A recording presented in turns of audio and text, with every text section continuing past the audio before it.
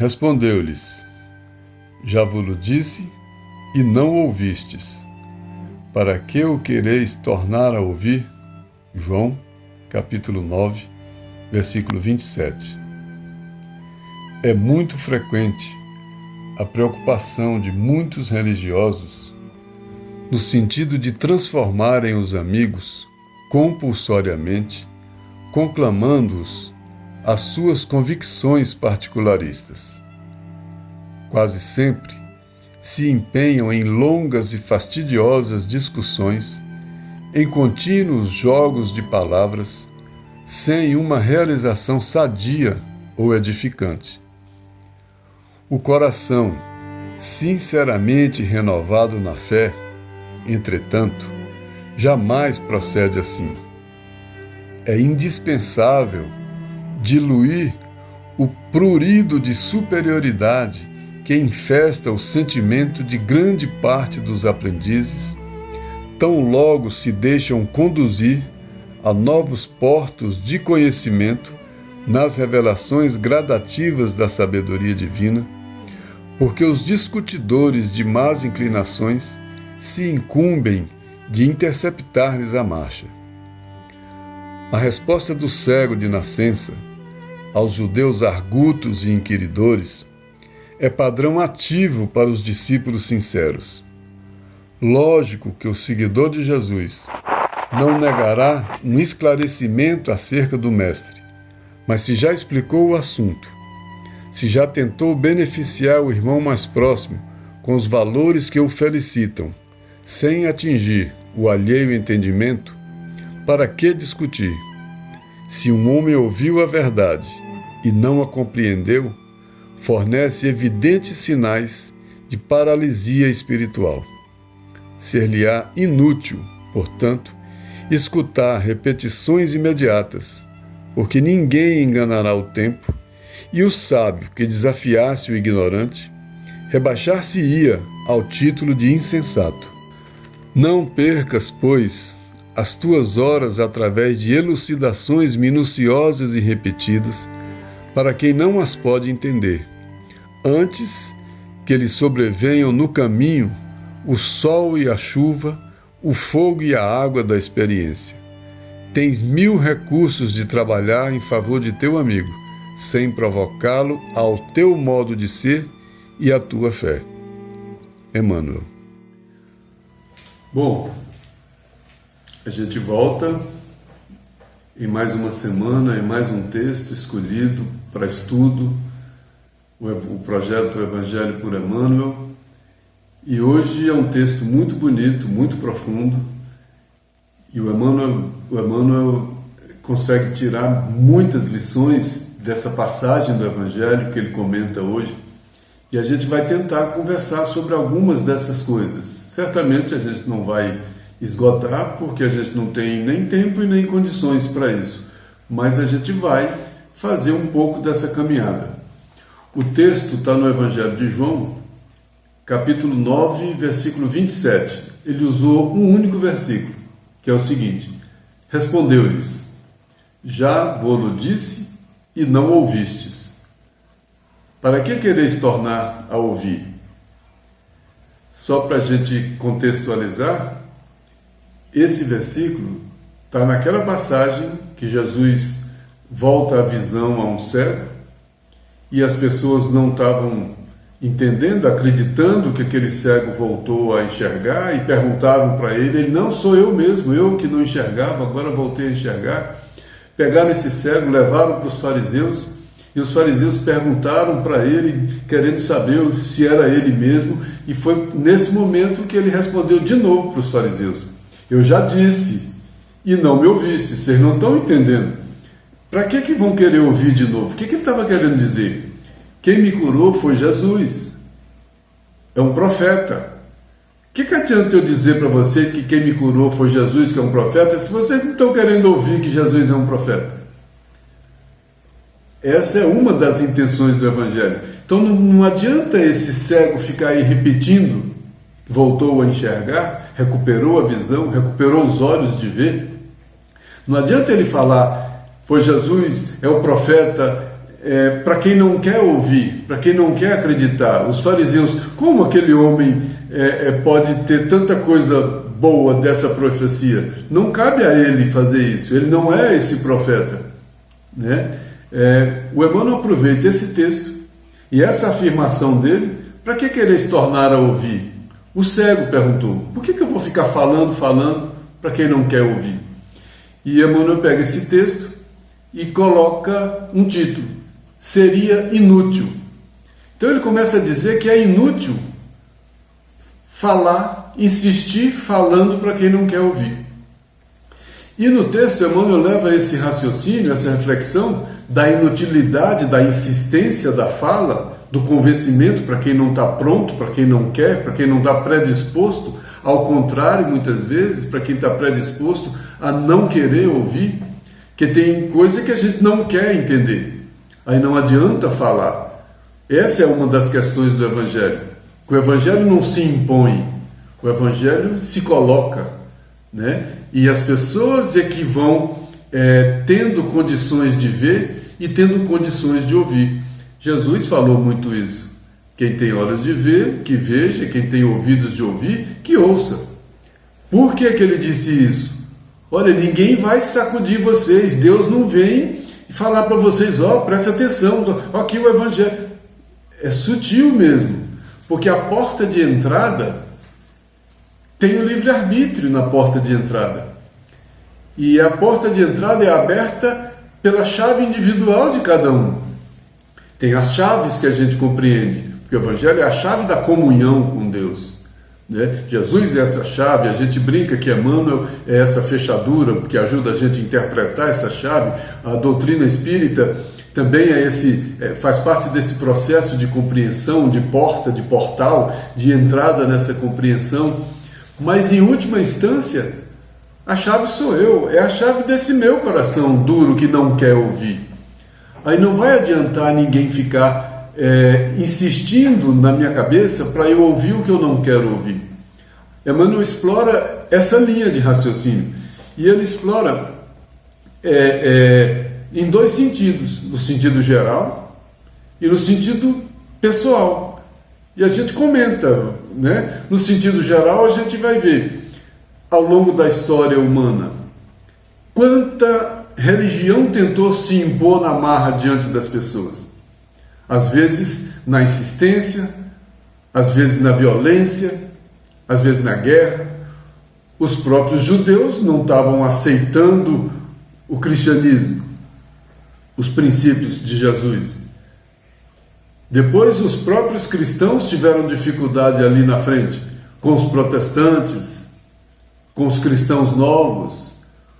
Olha, eles tentando, os cristãos depois que sofreram tanto no início, tentando impor a fé cristã mais tarde, nos indígenas, nos judeus, nos negros, nos cristãos novos, aqueles judeus que estavam na Espanha, que estavam em Portugal, que fugiram para o Brasil. Olha quanta imposição para corações que naquele momento não querem ouvir aquilo. Isso é um respeito.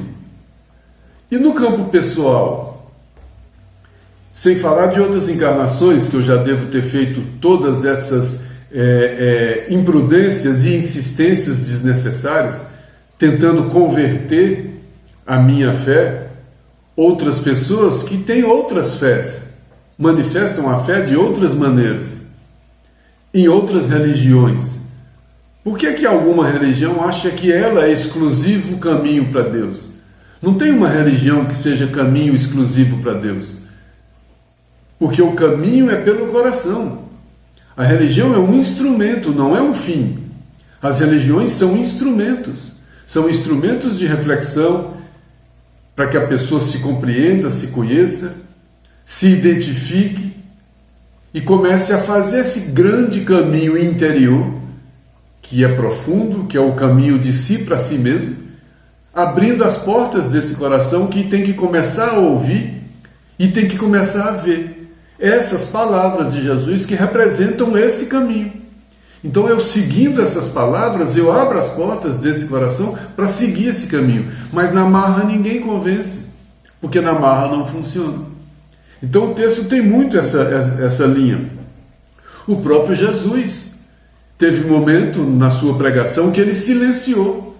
É como se ele tivesse, olha, eu já vim, já preguei, já curei, já fiz um monte de coisas, já demonstrei, já exemplifiquei. E o que adianta eu ficar aqui agora conversando com Pilatos ou com Caifás, tentando convencer que eu sou Jesus, que eu sou o Messias? Não, Jesus se calou. Porque o que adiantava ele ficar falando para quem não queria ouvir, para quem não queria entender? Por isso que ele falou que confundiu os doutores, porque os doutores não queriam ouvir essa coisa nova vinda com tanta humildade. Muitas vezes os doutores não ouvem.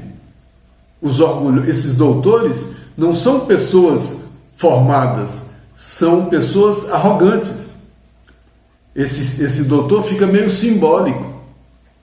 Ele simboliza essa arrogância, que acha que é dono da verdade, que acha que sabe tudo, que é dono da religião, que é dono disso, que é dono daquilo, e que ele sabe o que não passa por ele não é verdade, e o que ele não concorda também não é verdade.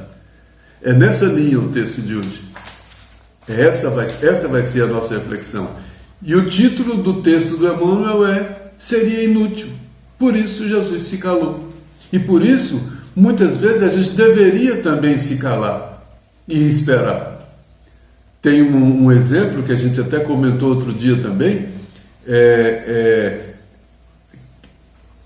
a manifestação da bondade, da fraternidade, da caridade, também espera que os corações se abram.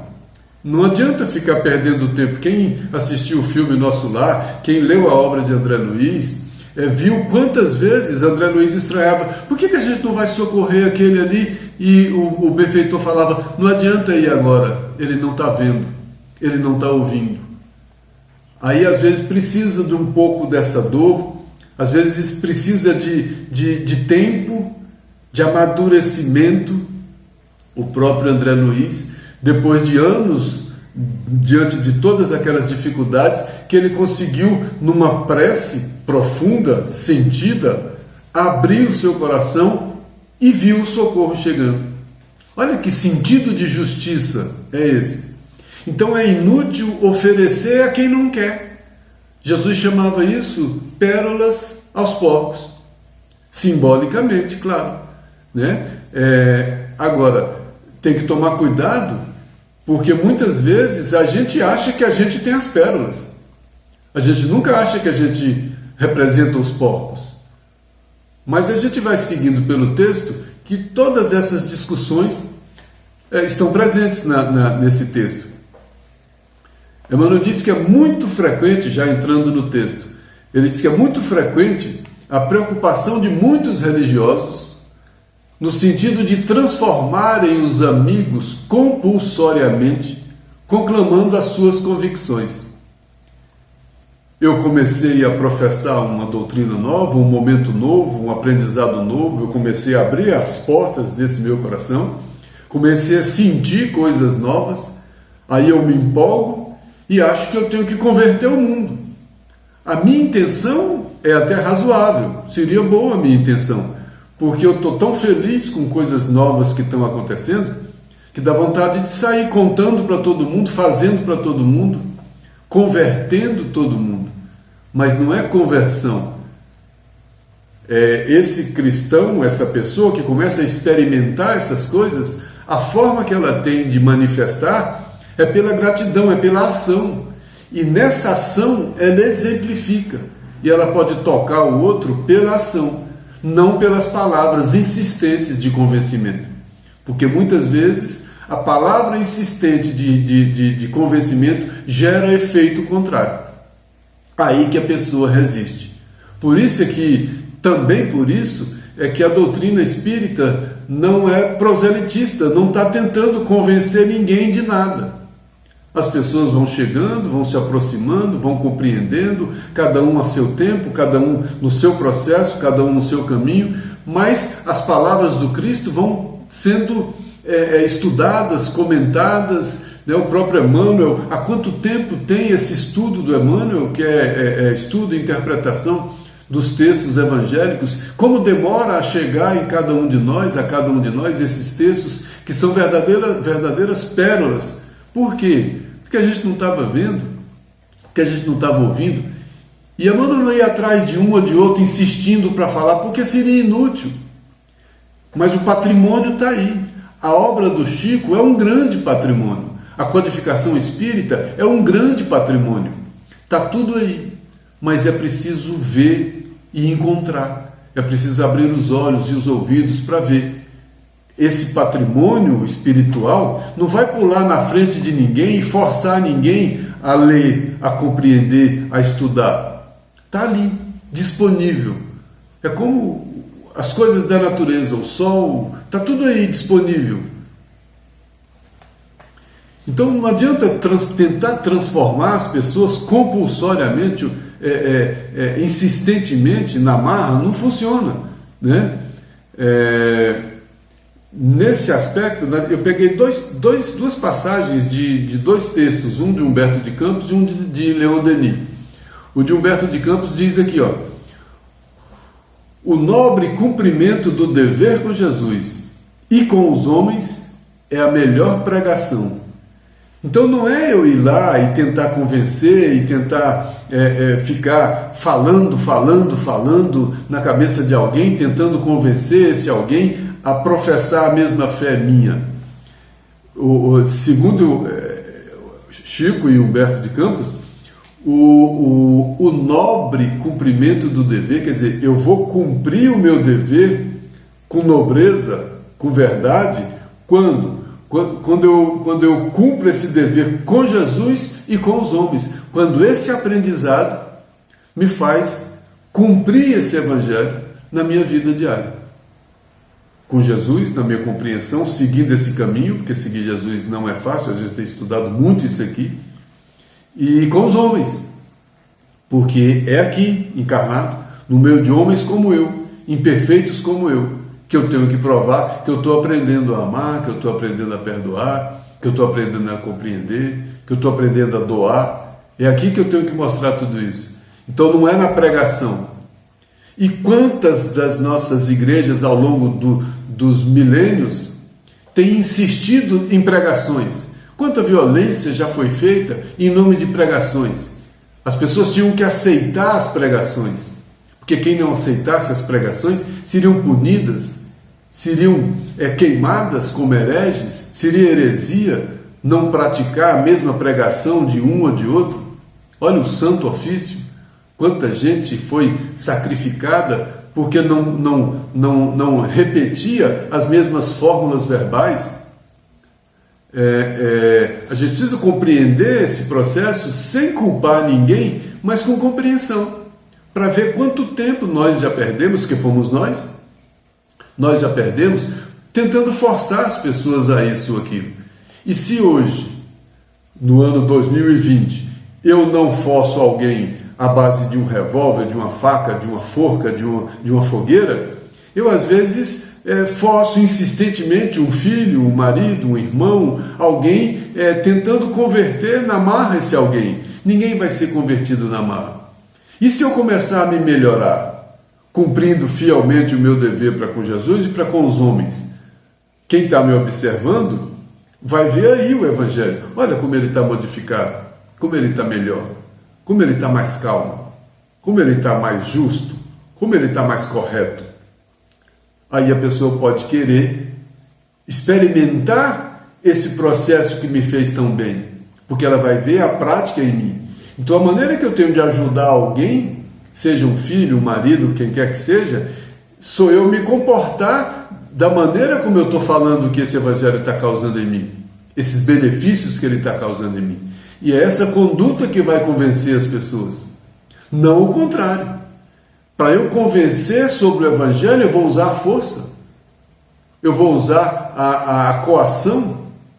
Se você não for, você não vai ter isso, você não vai ter aquilo. Jesus não coagiu ninguém, Jesus não causou constrangimento em ninguém. E até hoje, o tempo é um instrumento divino. E esse tempo vai passando. E cada um tem esse tempo. E aí o tempo vai trazendo as consequências dos atos de cada um. E as consequências dos atos de cada um vão trazendo, muitas vezes, dependendo dos atos, vão trazendo dores, vão trazendo situações difíceis, até que eu me canse, como André Luiz, de ficar tanto tempo lá no meio daquela situação que ele se encontrava, e consiga também fazer um pedido, abrir as portas desse coração, e aí, de repente, eu começo a ver, eu começo a ouvir. Tem que respeitar esse processo. É essa linha que ele está tentando dizer aqui. E o Leon Denis diz também, no livro Depois da Morte, ele, olha, pregar o evangelho do reino dos céus aos simples era pôr ao alcance de todos o conhecimento da imortalidade e do Pai comum.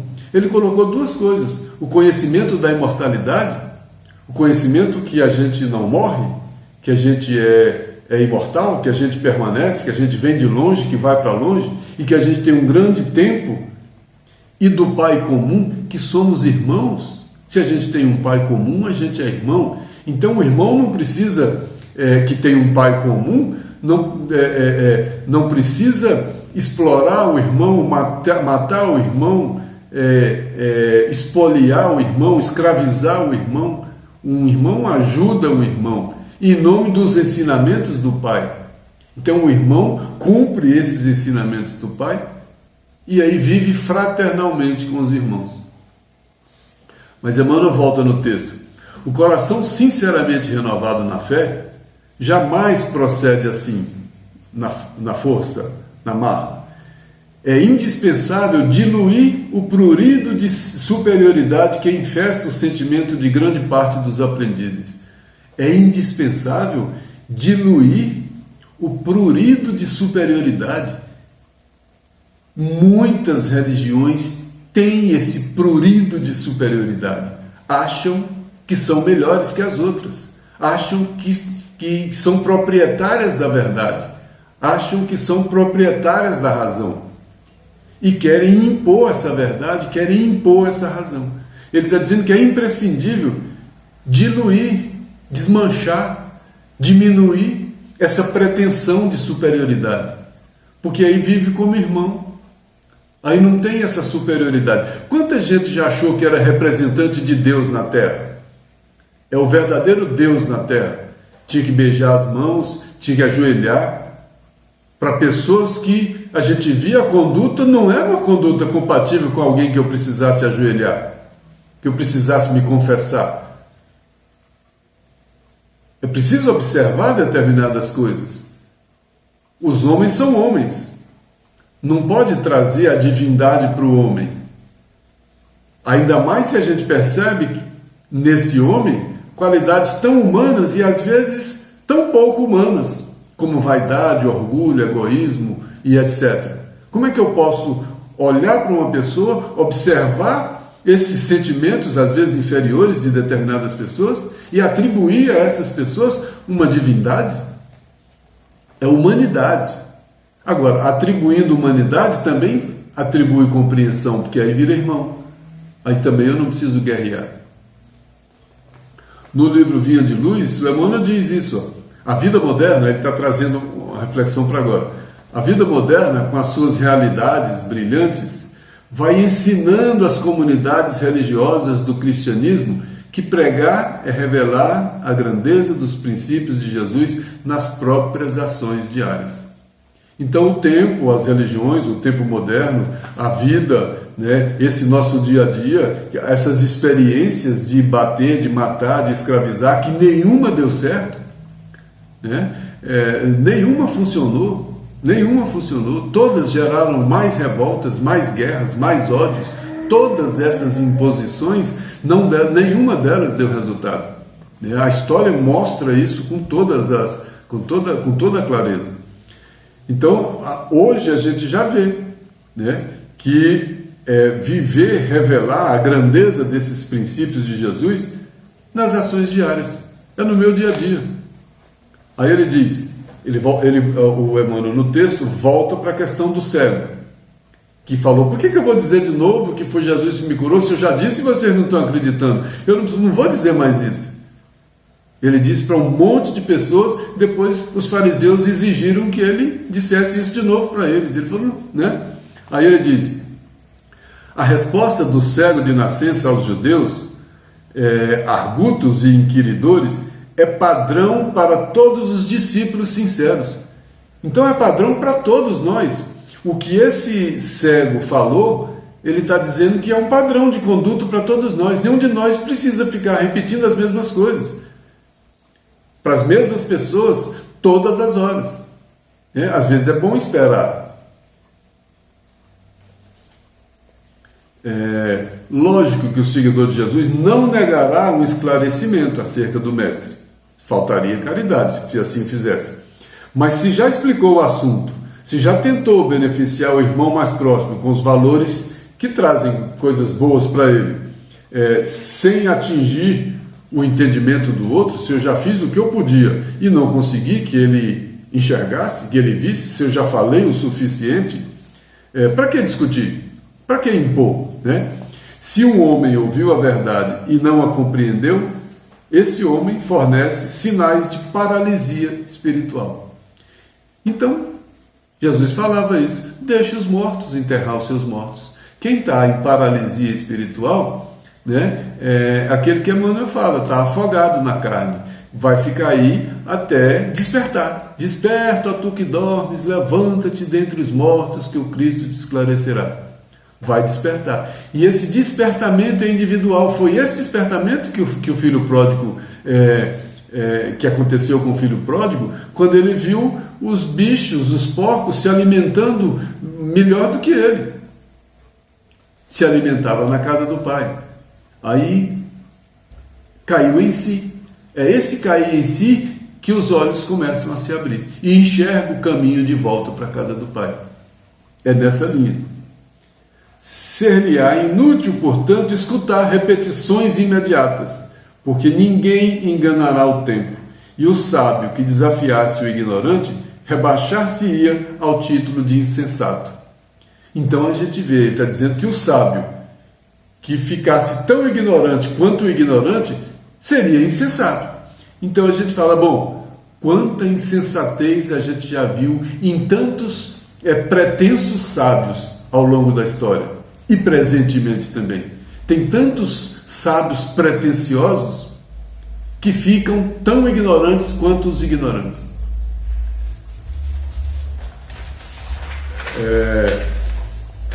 O último parágrafo do texto de hoje, ele diz: não percas, pois, as tuas horas através de elucidações minuciosas e repetidas para quem não as pode entender.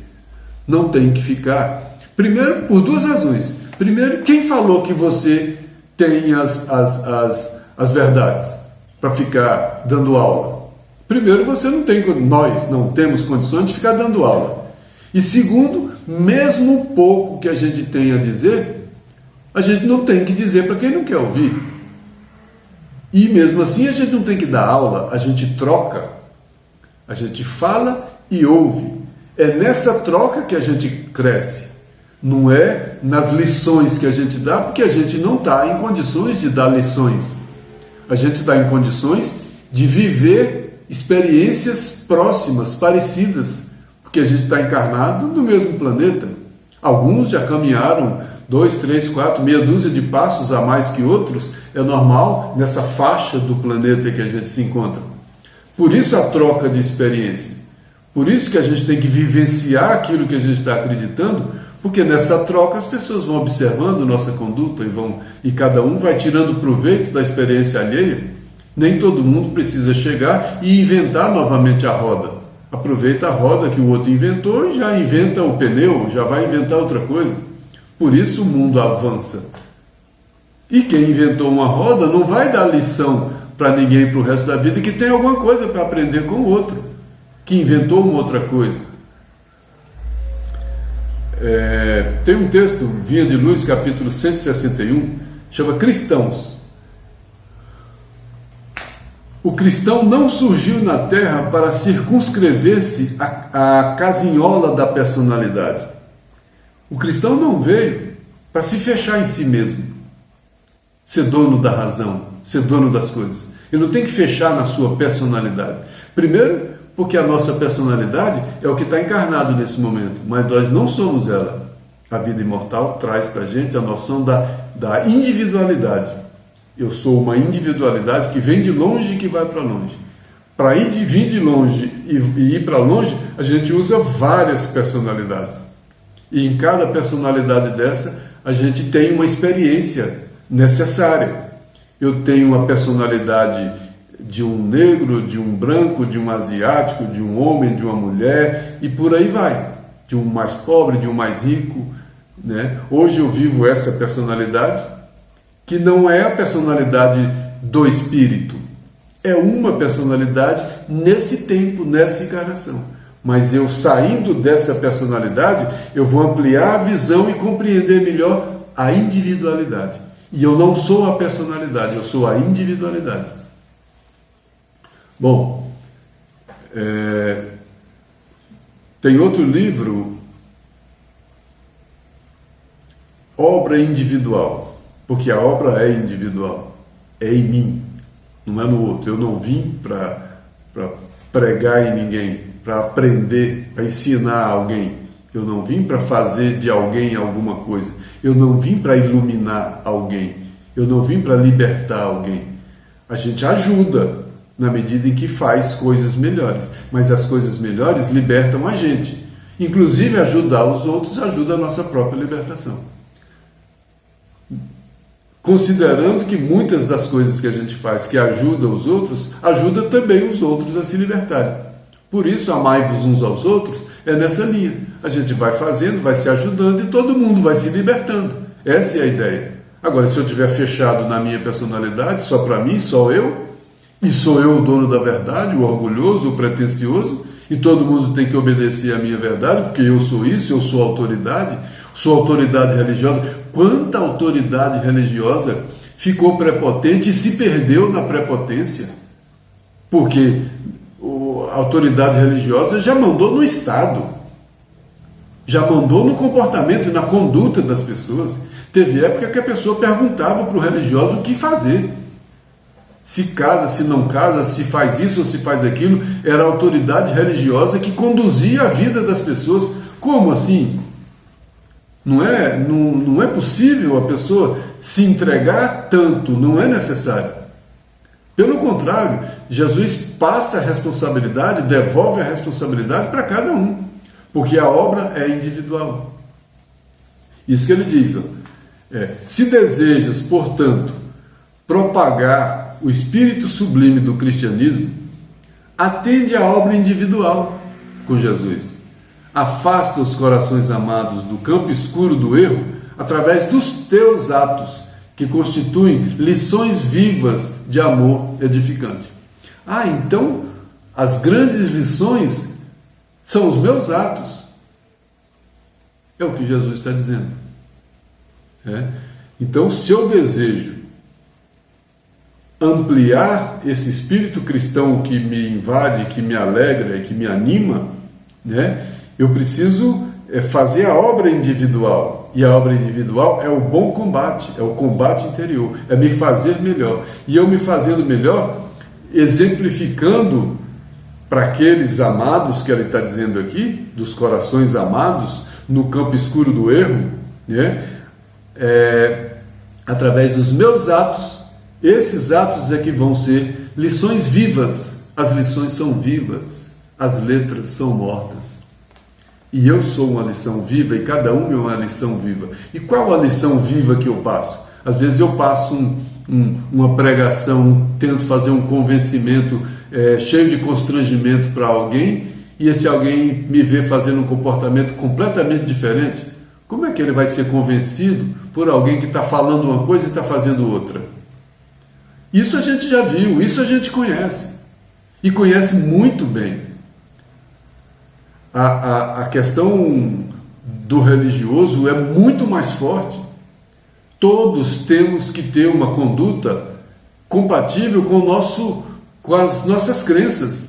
Não dá para pregar uma coisa e ter uma conduta diferente.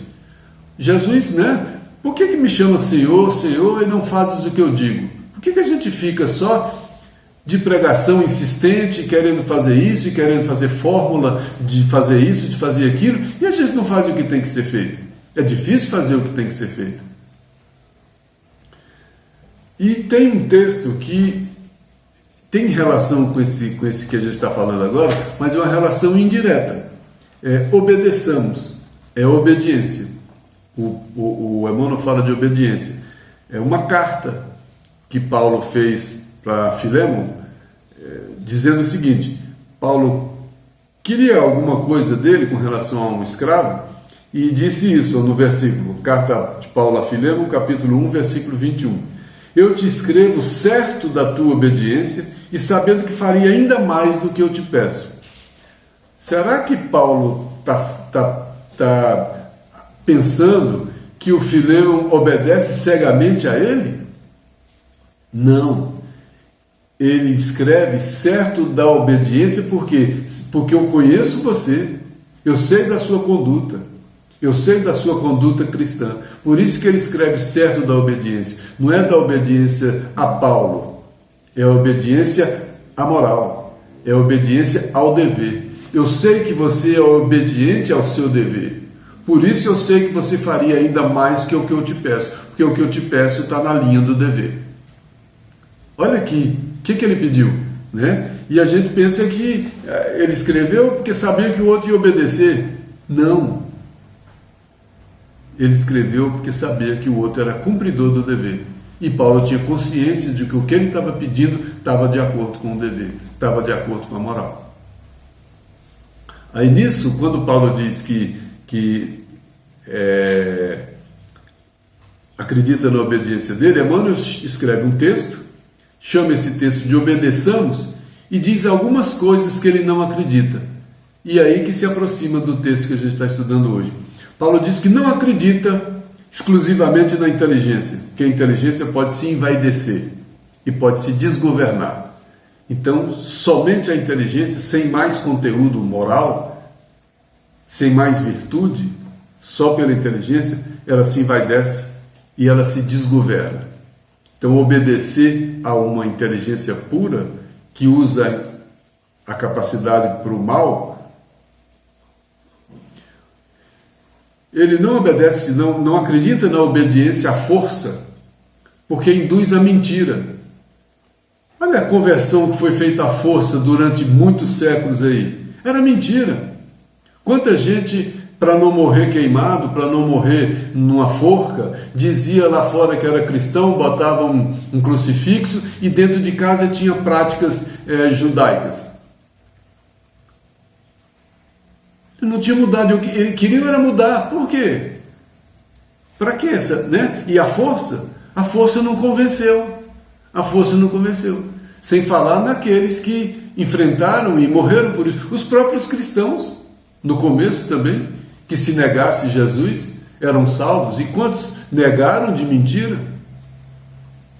E quantos nem negaram e foram crucificados? Então a força não dá para acreditar na força.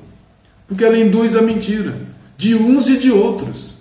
E viver numa sociedade de força, e viver num ambiente de força, é um ambiente de mentira, porque não é um ambiente espontâneo. Por isso que o Evangelho é livre-arbítrio.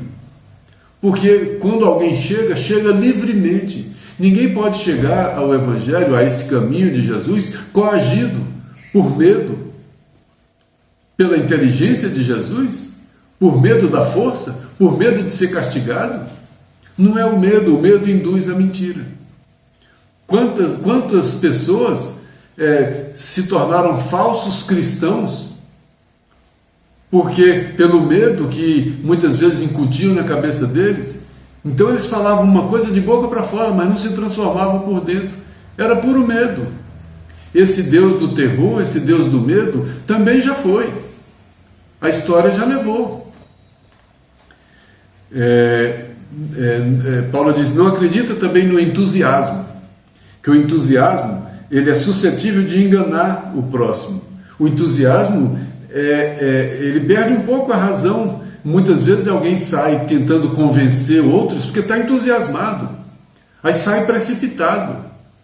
O entusiasmo, a precipitação também é suscetível de enganar o próprio, a si próprio. O entusiasmo é suscetível de enganar a si próprio. Eu me engano pelo entusiasmo, eu estou entusiasmado e deixei de enxergar uma coisa que a prudência teria me mostrado.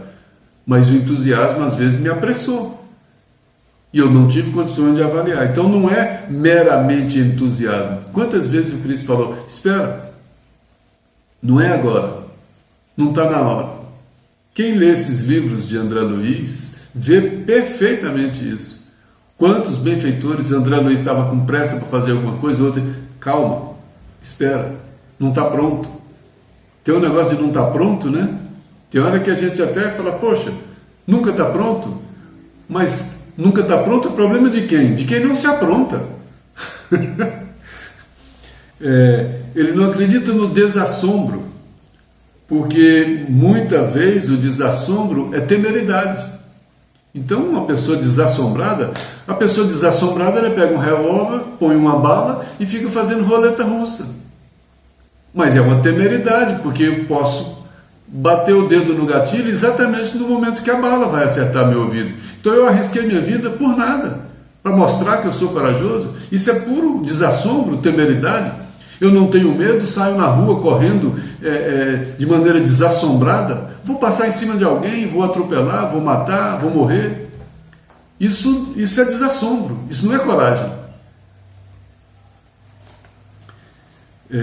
Poder. Ele diz que também não acredita no poder, que o poder é capaz de iludir-se.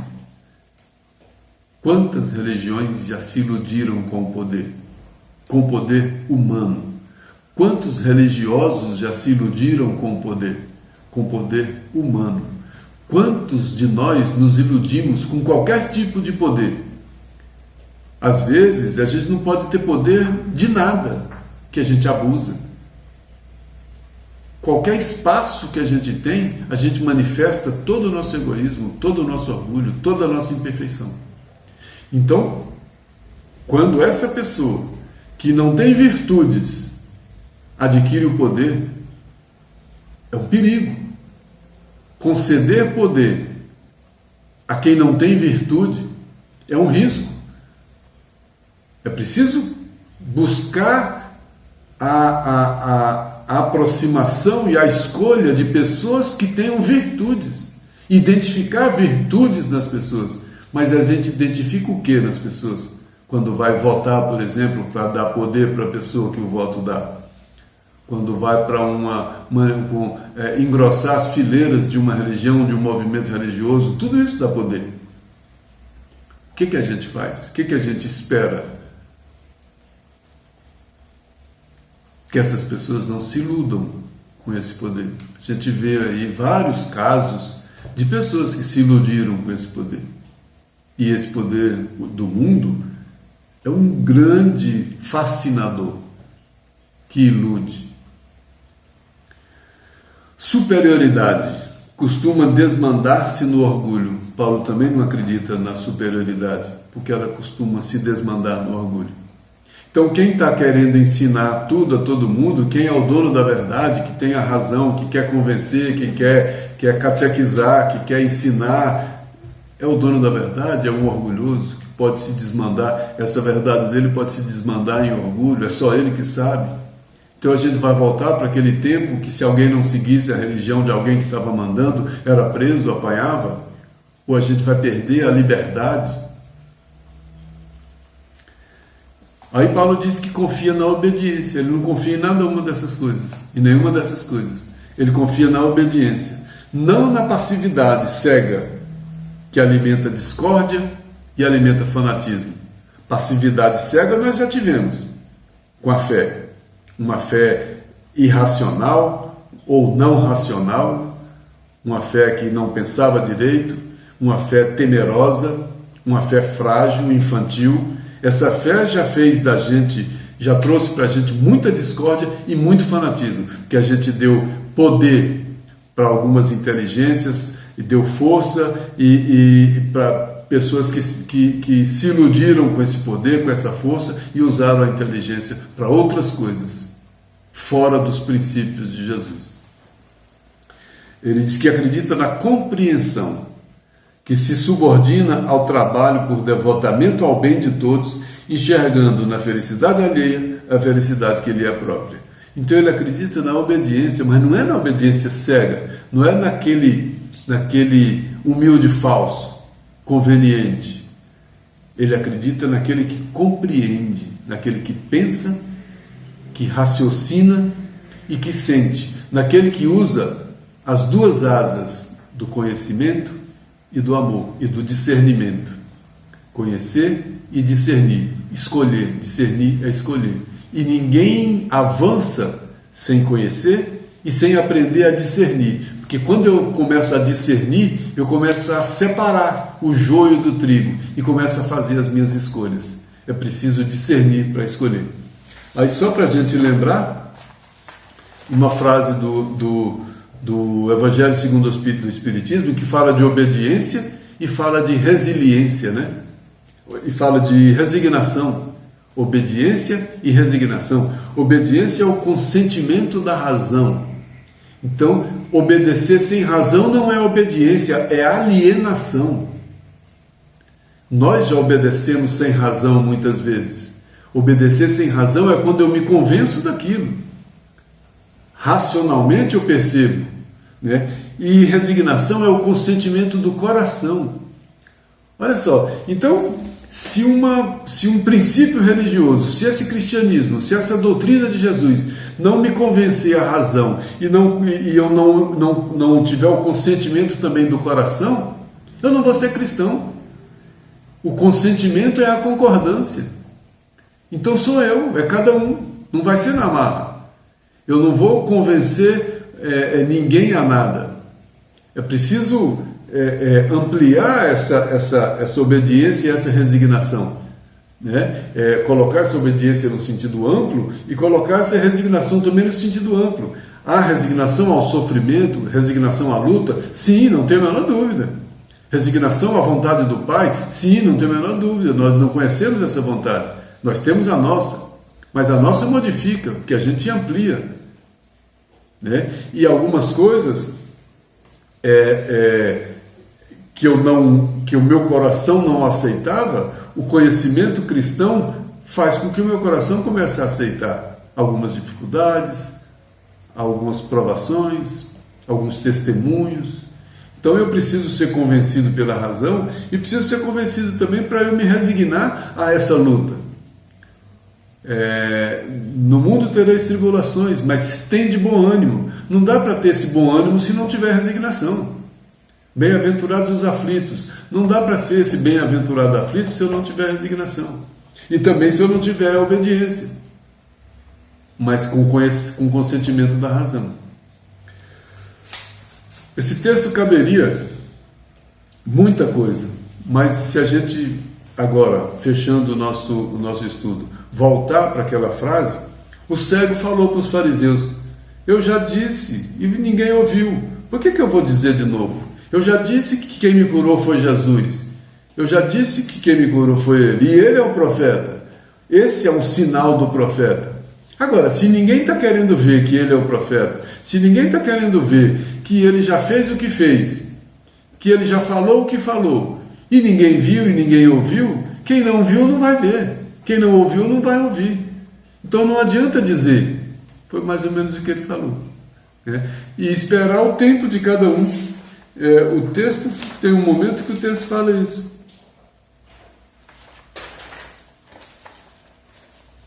Né? Antes que lhe sobrevenham no caminho o sol e a chuva, o fogo e a água da experiência. É esse tempo. Tens 1000 recursos de trabalhar em favor de teu amigo, sem provocá-lo a teu modo e a tua fé. Então é respeitar. Respeitar, e o grande testemunho é o individual, é o que a gente faz, é o que a gente é. Que Deus nos abençoe, que a gente cada vez menos tente convencer pessoas, sem deixar de falar, sem deixar de conversar, não passar do ponto. Ele não está falando para a gente não falar de Jesus, não falar do Evangelho, não falar das coisas que a gente acredita. Não é isso. Não passar do ponto, não ficar tentando convencer, não ficar tentando conquistar adepto, né? Esse processo é muito natural, é muito espontâneo. E a porta de cada um se abre. Que Jesus nos auxilie a abrir as portas do nosso coração, para que a gente também comece a ouvir mais, comece a enxergar mais. Aí sim a gente vai aprender a obedecer mais e a gente vai aprender a seguir melhor esse grande homem que trouxe essas grandes lições, para que cada um de nós, a seu tempo, comece a perceber e especialmente comece a vivenciar, dando o verdadeiro testemunho desse Evangelho pela exemplificação, como o próprio Jesus fez. O seu maior ensinamento foi na exemplificação. Que Deus nos abençoe.